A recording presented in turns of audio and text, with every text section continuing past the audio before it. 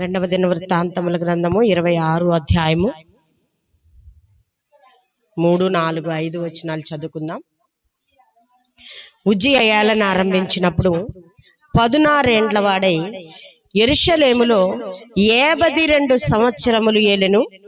అతని తల్లి యెరూషలేము కాపురస్తురాలు, ఆమె పేరు యెకొల్యా. ఈ తల్లుల పేర్లు మీరు గుర్తు పెట్టుకోండి. ఉజ్జియా ఏలన ఆరంభించినప్పుడు 16 ఏండ్ల వాడై యెరూషలేములో 52 సంవత్సరములు ఏలెను. అతని తల్లి యెరూషలేము కాపురస్తురాలు, ఆమె పేరు యెకొల్యా. 4వ వచనం, అతడు తన తండ్రి అయిన అమజ్యాచర్య ఎంతటి ప్రకారము యెహోవా దృష్టికి యథార్థముగా ప్రవర్తించెను. హల్లెలూయా. ఎలా ప్రవర్తించాడండి ఉజ్జియా? యెహోవా దృష్టికి యథార్థముగా ప్రవర్తించాను. 5వ వచనం, దేవుని ప్రత్యక్షత విషయమందు తెలివి కలిగిన జకర్యా దినములలో అతడు దేవుని ఆశ్రయించెను. అతడు యెహోవాను ఆశ్రయించినంత కాలము దేవుడు అతనిని వర్ధిల్ల చేశాను. ఈ రాత్రి ఒకటి మనం జ్ఞాపకం చేసుకోవాలి. మనం వర్ధిల్లాలి, లేకపోతే మనం ఆశీర్వాదకరంగా ఉండాలి, లేకపోతే మనం మంచి పేరు సంపాదించుకోవాలి, లేకపోతే జనమంతటిలోనూ ఒక ఉన్నతమైన స్థితిలో మనం ఉండాలి అంటే ఈ రాత్రి దేవుడు మనతో ఏం మాట్లాడుతున్నాడు తెలుసా? యెహోవాను ఆశ్రయించినంత కాలం అంట ఆయన ఏం చేశాడంట? వర్ధిల్లాడంట. హల్లెలూయా. యెహోవాను ఆశ్రయించినంత కాలం ఆయన ఏం చేశాడంటే వర్ధిల్లాడు అని ఇక్కడ దేవుని వాక్యము చెప్తా ఉంది. ఇక్కడ వర్ధిల్లాడు కాదు గాని అతన్ని వర్ధిల్ల చేశాను. ఎవరు వర్ధిల్ల చేశారు? దేవుడు వర్ధిల్ల చేశాడు. ఆయన ఆశ్రయించింది ఎవరు? దేవుణ్ణి ఆశ్రయించాడు. ఆయన ఆశ్రయించినంత కాలము కూడా అతన్నంట దేవుడు వర్ధిల్ల చేసినాడు. దేవుడి నామానికి మహిమ కలుగునుగాక. హల్లెలూయా, హల్లెలూయా. ఇక్కడ ఇంకొక వచనం చదువుకుందాం. ఇదే 2వ దినవృత్తాంతములే 22వ అధ్యాయము 2, 3, 4 వచనాలు చదువుకుందాము. అహజ్యా ఏలన ఆరంభించినప్పుడు 42 ఏండ్ల వాడై యెరూషలేములో 1 సంవత్సరము ఏలెను. అతని తల్లి ఒమీ కుమార్తె, ఆమె పేరు అతల్యా. ముందు నేను ఏం పేరు చెప్పాను గుర్తు పెట్టుకున్నాను? యెకొల్యా. ఇక్కడ ఏ తల్లి ఎక్కడ ఉన్నదంటే అతని తల్లి ఒమీ కుమార్తె, ఆమె పేరు అతల్యా. ఈమె ఒక తల్లి. యెకొల్యా ఏం చేసిందంటే తన కుమారుడు యెహోవా యందు యథార్థముగా ప్రవర్తించటానికి తన తల్లి తనకు నేర్పించింది. ఆమె పేరెవరు? యెకొల్యా. వీళ్ళందరూ కూడా ఆడవాళ్లే, తల్లులే. కుమారులు ఎలా ఉండాలి అన్నది ఒక తల్లి ఎలా ఆశపడుతుంది అన్నది మనం ఈ రాత్రి మనము చూద్దాం. అయితే ఇక్కడ చూసినట్లయితే 22వ అధ్యాయం 3వ వచనంలో దుర్మార్గంగా ప్రవర్తించుటకు అతని తల్లి అతనికి నేర్పుచూ వచ్చను. ఏంటంట? దుర్మార్గంగా ప్రవర్తించుట అతని తల్లి అంట అతనికి నేర్పించుచు. ఇలాంటి తల్లులు ఈ రోజు లేరండి? లేరా? తప్పు చేస్తే అది తప్పు అని చెప్పడానికి ఏ తల్లి అయినా సరే ధైర్యము చాలటం లేదు, ఏ తల్లికైనా. ఎందుకంటే కుమారులు ఎదురు తిరుగుతారు, కుమారులు ఎదురు సమాధానం చెప్తున్నారు. అవసరమైతే తల్లిదండ్రులను కొట్టే కుమారులు ఈ దినాల్లో ఉన్నారు, కానీ తల్లిదండ్రులకు విధేయులు ఈ దినాన లేరు. కానీ ఈ కొన్ని సంవత్సరాల క్రితం దేవుడు ఇది పొందుపరిచాడు. ఎందుకు తెలుసా? మనందరికి అర్థం అవ్వాలని. ఇక్కడ ఒక తల్లి ఇక్కడ నేర్పుచు ఏమొచ్చిందంటే దుర్మార్గంగా ప్రవర్తించుటకు అతని తల్లి అతనికి నేర్పుచూ వచ్చెను గనుక అతడును ఆహాబు సంతతి వారి మార్గములందు నడిచెను. 4వ వచనం, అహాబు సంతతి వారి వలనే అతడు యెహోవా దృష్టికి చెడు నడత నడిచెను. అతని తండ్రి మరణమైన తరువాత వారు అతనికి ఆలోచనకర్తలై అతని నాశనమునకు కారకులయ్యారంట. హల్లెలూయా. చూసారా? అతని తండ్రి చనిపోయిన తర్వాత అంట ఎవరంటే దుర్మార్గంగా ప్రవర్తించుట నేర్పించిన వానికి కొంతమంది దుర్మార్గులు సమూహంగా అతనికి ఏమయ్యారంట? ఆలోచనకర్తలయ్యారంట. ఏమంటే ఒక మంచోడు చెడ్డవాడితో స్నేహం చేయడు కదా, మంచోడు మంచోడితోనే స్నేహం చేస్తాడు. ఒక దుర్మార్గుడు ఉన్నాడంటే అసలు తనతో స్నేహం చేస్తున్నాడంటే అంతకంటే దుర్మార్గుడు అయితేనే వాళ్ళతో స్నేహము చేస్తారు. ఇక్కడ అతల్యా ఏం చేసింది తెలుసా? తన కుమారుల కంట దుర్మార్గంగా ప్రవర్తించుట నేర్పించుచూ వచ్చిందంట. ఎంత విచారకరమైన విషయం. మన బిడ్డల పక్షాన మనం ఏ తల్లిదండ్రులుగా ఉన్నామో ఈ రాత్రి దేవుడు మనతో మాట్లాడుతూ ఉన్నాడు. హల్లెలూయా. యెకొల్యా ఏం చేసిందంటే యెహోవా దృష్టికి యథార్థముగా నడవటము నేర్పించింది. ఇక్కడ అతల్య ఏం చేస్తుందంటే దుర్మార్గంగా ప్రవర్తించటము నేర్పించింది. నువ్వు ఏ ఆ పేరులో ఏ స్థితిలో ఉన్నావో ఒకసారి రాత్రి యెకొల్యా లాగున్నామా లేకపోతే అతల్య లాగున్నామా ఒకసారి మనం జ్ఞాపకం చేసుకుందాం. మన బిడ్డల్ని ఏ రీతిగా మనము నడిపిస్తున్నామో. హల్లెలూయా, హల్లెలూయా. ఇంకొక తల్లిని ఇక్కడ చూస్తున్నాం. మత్తయి సువార్త 20:20 చూసినట్లయితే 20-21 చదివినట్లయితే, అప్పుడు జెబెదయి కుమారుల తల్లి తన కుమారులతో ఆయన యొద్దకు వచ్చి నమస్కారం చేసి ఒక మనవి చేయబోయిందంట. చూడండి, అక్కడ యేసు ప్రభు వచ్చాడని తెలిసింది తల్లికి. ఇద్దరు కుమారులను చెరుకో వైపు తీసుకొని వెళ్ళింది. అక్కడ వెళ్ళిన వెంటనే ఆ తల్లి చేసింది ఏంటి తెలుసా? దేవుని దగ్గరికి వెళ్ళగానే ఏం చేసిందంటే నమస్కారం చేసిందంట. హల్లెలూయా, హల్లెలూయా. ఏం చేసిందంటే నమస్కారం చేసి ఒక మనవి చేయబోగా, అంటే తనేది అడుగుతుందో దేవునికి ముందే తెలిసింది. హల్లెలూయా. అంటే ఆమె దేవునితో కనెక్ట్ అయ్యింది. ఈ జెబెదయి కుమారుల తల్లి ఎవరితో కనెక్ట్ అయ్యింది తెలుసా? దేవునితో కనెక్ట్ అయ్యింది. కాబట్టి ఈ ప్రతి అవసరత కూడా దేవునితో కనెక్ట్ అయి ఉంటే,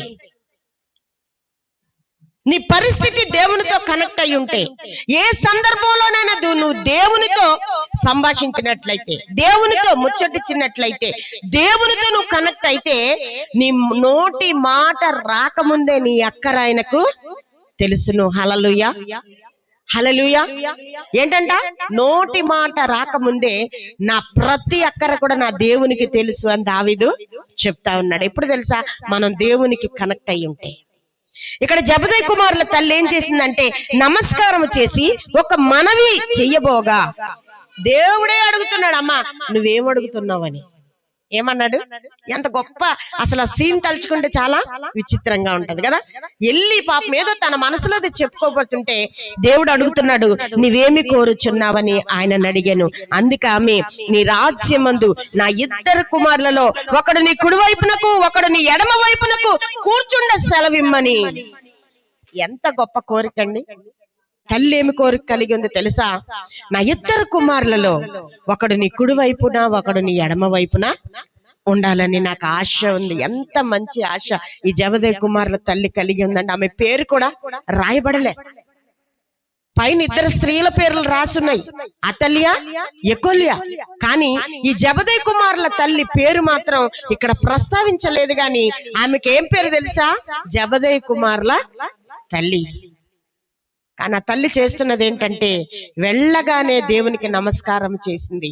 తన మనమేదో చెప్పుకోబోతుంటే దేవుడే ఏం కావాలమ్మని అడిగాడు. ఆమె ఆశ చూసినట్లయితే నిజంగా మన పిల్లల్ని మనం ఎలాగా పెంచుతా ఉన్నాము. ఆమె ఒకటే ఒక కోరింది ఏంటి తెలుసా?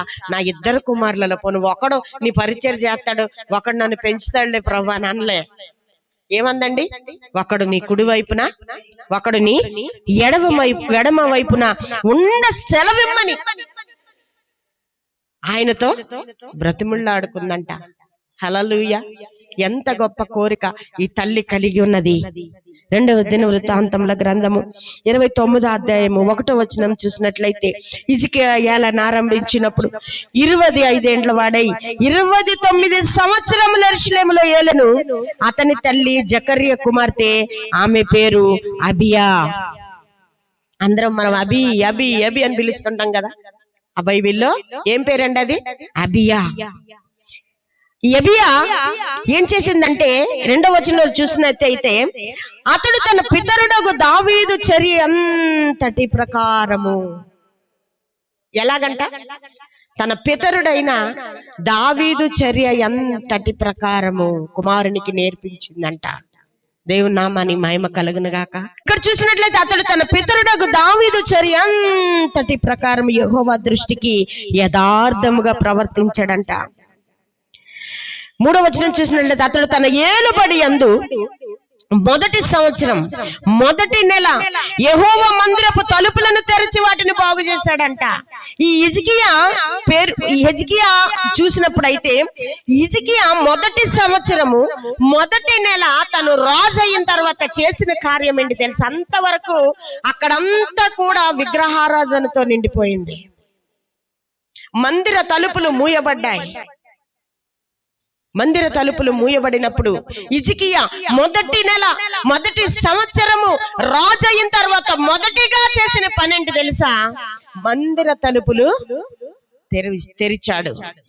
ఇక్కడ 3వ వచనం చూసినట్లయితే, అతడు తన ఏలుబడి యందు మొదటి సంవత్సరం మొదటి నెల యెహోవా మందిరపు తలుపులను తెరిచి వాటిని బాగు చేసి యాజకులను లేవీయులను పిలువనంపి తూర్పుగానున్న రాజవీధిలో వారిని సమకూర్చి, అక్కడ ఎక్కడెక్కడైతే ప్రవక్తలు ఉన్నారో, ఎక్కడెక్కడైతే దేవుని పరిచర్య చేస్తున్నా ఉన్నారో వాళ్ళందరినీ కూడా సమకూర్చి మరలా ఆరాధన జరగడానికి హిజ్కియా కారణమయ్యాడు. అందుకే హిజ్కియాకి మరణకరమైన రోగం వచ్చింది కదండి. వచ్చినప్పుడు గోడ తట్టు ముఖం తిప్పి ఏమని ప్రార్థన చేశాడు? ప్రభువా, నేను నీ సన్నిధిలో ఎంత యథార్థంగా ప్రవర్తించానో ప్రభువా, ఒక్కసారి నన్ను జ్ఞాపకం చేసుకో. ఎంత ధైర్యంగా అడిగాడు దేవుని సన్నిధిలో. నువ్వు నేను అటువంటి ప్రార్థన చేయగలమా? అయ్యా, నీ సన్నిధిలో నేను ఎంత యథార్థముగా ఉన్నానో ఒక్కసారి నన్ను జ్ఞాపకం చేసుకో అనగానే 15 సంవత్సరాల ఆయుష్ నీకు ఇచ్చేసాను. ఒక్క నిమిషంలో ఆ యెషయా ఆ నడిమిసాల దాటక ముందే వెళ్ళి మళ్ళీ 15 సంవత్సరాలు నేను ఆయుష్ పెంచానని చెప్పు హిజ్కియాకి అని వెంటనే కబురు పంపించాడు. హిజ్కియా ఏం చేశాడో తెలుసా? గోడ తట్టు రోకం తిప్పాడు. అయ్యా, నేను నీ సన్నిధిలో ఎంత యథార్థంగా ఉన్నాను. నేను రాజు అయిన మొదటి నెల మొదటి సంవత్సరం నేను ఏం చేసేది తెలుసా? మందిరము ముందు నేను తలుపులు తెరిచాను కదా, మందిరములో నేను మరి ఆరాధన జరగడానికి నేను అనేక లేవీయులను అందరినీ కూడా నేను సమకూర్చి నీ సన్నిధిలో నేను పరిచర్య చేశాను కదా అయ్యా, నేను ఎంత యథార్థంగా ఉన్నాను, నన్ను జ్ఞాపకం చేసుకో ప్రభు అన్నప్పుడు వెంటనే దేవుడు జ్ఞాపకము చేసుకున్నాడు. హల్లెలూయా, హల్లెలూయా.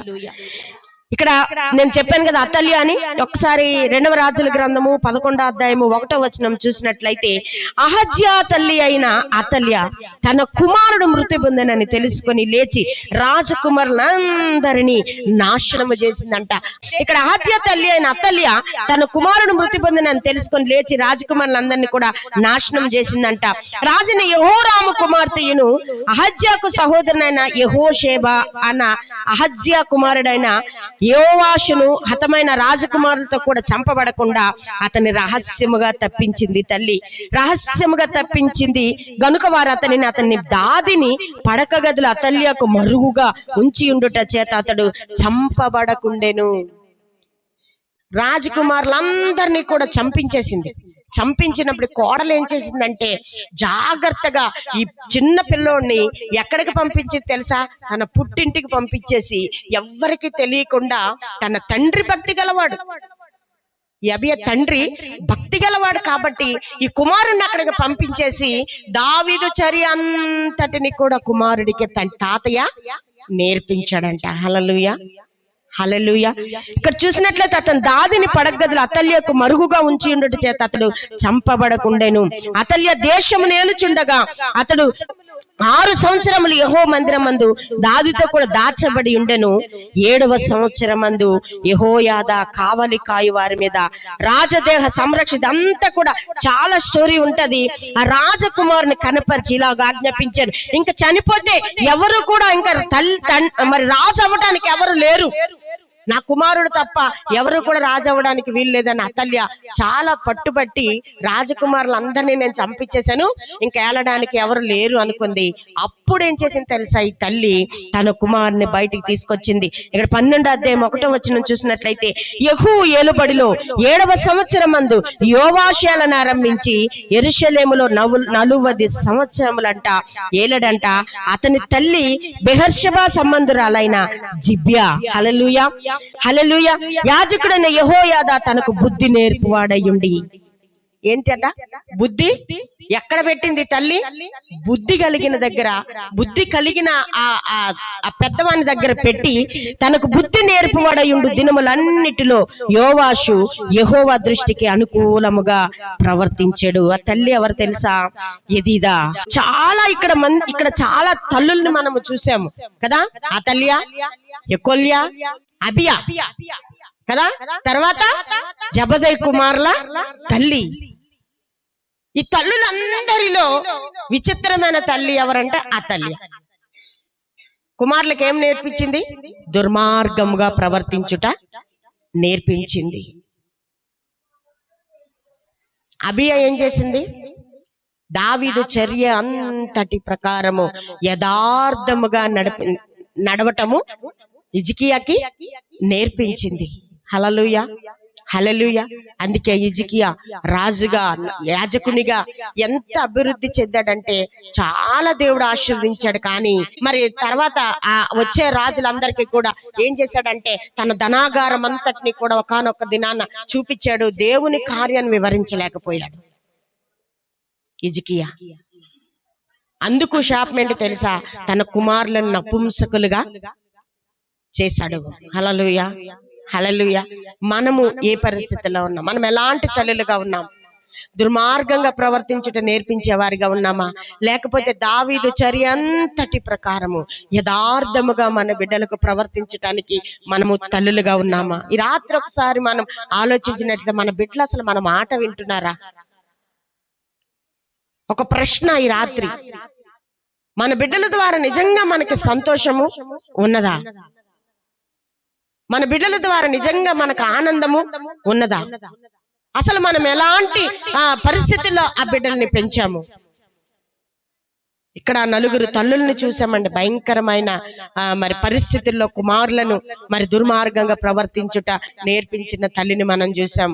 తర్వాత యథార్థముగా ప్రవర్తించుట మనము చూసాము. హల్లెలూయా. కానీ ఎంతమంది తల్లులు ఎలా ఉన్నా గాని యెషయా 66:13 అంటాడు, ఒకని తల్లి వానిని ఆదరించినట్లుగా. హల్లెలూయా, హల్లెలూయా. ఏమంటున్నాడండి? ఒకని తల్లి ఎలాగైతే బిడ్డను ఆదరిస్తుందో నేను మిమ్మును అలాగూ ఆదరించేదని. రాత్రి దేవుడు గొప్ప వాక్కును మనకు విడుదల చేస్తా ఉన్నాడు. హల్లెలూయా, హల్లెలూయా. తల్లి కంట కుమారుడు ఏది చేసినా సరే తప్పులాగా కనిపించదు. ఎందుకంటే ప్రేమ కదండి. నవమాసాలు మోసి కన్న కొడుకు ఏది చేసినా, కూతురైనా కొడుకైనా తల్లి చాలా సమర్థిస్తుంది. తండ్రి కూడా అనేక విషయాల్లో మనము చిన్న పెద్ద పొరపాట్లు చేసినా సరే ఆయన ఎలా ఉన్నాడు తెలుసా? మనకి ఒకని తల్లి ఎలాగైతే బిడ్డలను ఆదరిస్తాదో నేను మిమ్మును ఆదరించెదను, యెరూషలేములోనే మీరు ఆదరింపబడతారు. మనకు ఎక్కడ ఆదరణ ఉంది తెలుసాదండి? దేవుని దగ్గరే మనకు ఆదరణ ఉంది. లోకములో ఎక్కడ మనకు ఆదరణ లేదు.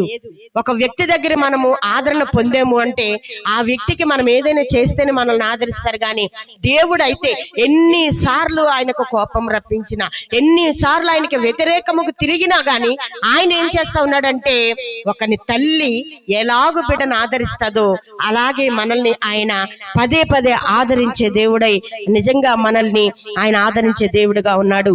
అందుకే సామెతలు 1:8 అంటాడు, నా కుమారుడా నీ తండ్రి ఉపదేశం ఆలకింపుము, నీ తల్లి చెప్పు బోధను త్రోసి వేయకము. హల్లెలూయా.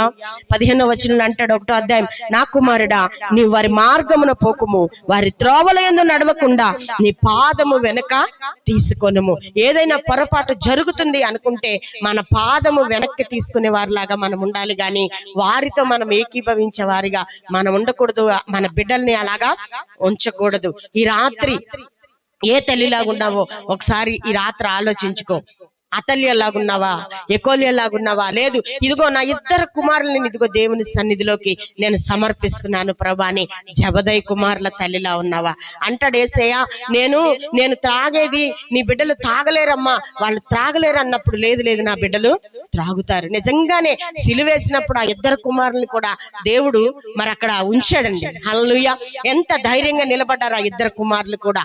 నిజంగా చూసినట్లయితే ఆ తల్లి ఎంత ధైర్యంగా నా 2 కుమారులని కుడివైపు ఎడవైపు నేను ఉంచుతాను ప్రభు, నాదొక్క ఆశ. ఈ రాత్రి నీ బిడ్డలు ఏమవ్వాలని ఆశపడుతున్నావు? ఈ రాత్రి నీ బిడ్డలను ఏమవ్వాలని ఆశపడుతున్నావు? ప్రభువా, ఇదిగో నా బిడ్డల్ని నీ చేతిలో పెడుతున్నానయ్యా, నువ్వు వాడుకో అయ్యా. ఇంతవరకు ప్రభా నాయన నేనేదో ప్రవర్తించాను, నేనేదో ప్రార్థన చేశాను కానీ ప్రభా అదంతా కాదు కానీ ప్రభా, ఇదిగో నా బిడ్డల్ని ప్రభా నా మాట వినట్లేదయ్యా, ఇదిగో నా చెయ్యి జారిపోయారయ్యా, ఇదిగో నా బిడ్డల్ని నీ చేతికి అప్పగిస్తున్నాను ప్రభు అని చెప్పి మనం బిడ్డల్ని దేవుని చేతికి అప్పగించినప్పుడు అంట దేవుడు ఏం చేస్తాడంటే వాళ్ళని మంచి మార్గములో నడిపిస్తాడు. హల్లెలూయా, హల్లెలూయా. సామెతలు 31వ అధ్యాయంలో ఉంటది కదా, నా కుమారుడా ఎన్నో చెప్తుంది తల్లి. సొలొమోనుకి తన తల్లి ఏం చెప్తుంది? ఎన్నో మాటలు చెప్తుంది. అలాగూ మంచి తల్లులుగా ఈ రాత్రి ఉండాలని దేవుడు మనలందరినీ కూడా మరి అటువంటి తల్లులుగా ఉండాలని. ఎలాగా? ఆ తల్లి అలా కాదు, యెకొల్యా హల్లెలూయా తన కుమారులనంట యథార్థముగా ప్రవర్తించుట నేర్పించిందంట. దావీదు చర్య అంతటి ప్రకారము కూడా యథార్థముగా నడిపించుట నేర్పించిందంట. హల్లెలూయా, హల్లెలూయా. ఒక తల్లి అయితే ఆ అత్తగారు చాలా దుర్మార్గురాలు గాని ఆ కుమారుణ్ణి తండ్రి ఇంట్లో పెట్టి, హల్లెలూయా, ఆ తండ్రి ద్వారా ఎవరిని పరిచయం చేసింది తెలుసా? కుమారుడికి పాత నిబంధనలో ఉన్న వాళ్ళందరినీ సాదృశ్యంగా పెట్టి, నాన్న నువ్వు యథార్థంగా ఉండాలి, యథార్థంగా ఉండాలి అన్నప్పుడు ఆ కుమారుడు అలాగూ పెరిగాడు. కాబట్టి ఆ కుమారుడు కూడా దేవుని పరిచర్య చేశాడు. హల్లెలూయా. ఈ రాత్రి మన బిడ్డల్ని ఏ రీతిగా మనం పెంచుతున్నాం, మన బిడ్డల్ని ఏ రీతిగా మనము మరి తయారు చేస్తున్నాం, వాళ్ళు ఏమైతే మనకు ఆశ ఏమైతే బాగుంటుందో, మనం ఏదైతే ఆశ కలిగి ఉన్నామో ఈ రాత్రి మనందరినీ కూడా దేవుడు అటు రీతిగా దీవించి ఆశీర్వదించి మన కుమారులు కుమార్తెలు ఈ రాత్రి మన మరి గొప్ప ఆశీర్వాదానికి కారకులుగా ఉండాలని ఈ రాత్రి దేవుడు మరి ఒకసారి మనందరినీ జ్ఞాపకం చేస్తూ ఈ మాటలు మనతో మాట్లాడి ముచ్చటించినందుకు దేవునికి వందనాలు, స్తుతులు, స్తోత్రాలు చెల్లించుకుంటున్నాను. ఈ మాటలు మన వినికిడిలో దీవించి ఆశీర్వదించును గాక. ఆమేన్.